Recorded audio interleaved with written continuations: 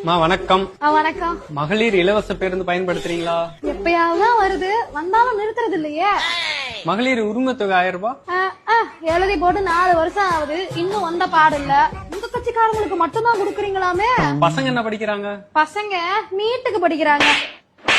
என்னமோ உங்க தலைவர் சொன்னாரு, வந்தோடனே கையெழுத்து நிறுத்திடுவேன்னு, இன்னுமா போடுறாரு? இந்த டைம் ஓட்டு போடுங்கம்மா, பாத்து பண்ணிக்கலாம். எனக்கும் ஓட்டு போடணும் தான் ஆசை. எனக்கு தான் ஓட்டு இங்க இல்லையே. என்னம்மா சொல்ற? ஊர்ல இருக்குங்க. ஏமா இதெல்லாம் முன்னாடியே சொல்ல மாட்டியா? சரி குடிக்க தண்ணி குடுமா. தண்ணி தானே.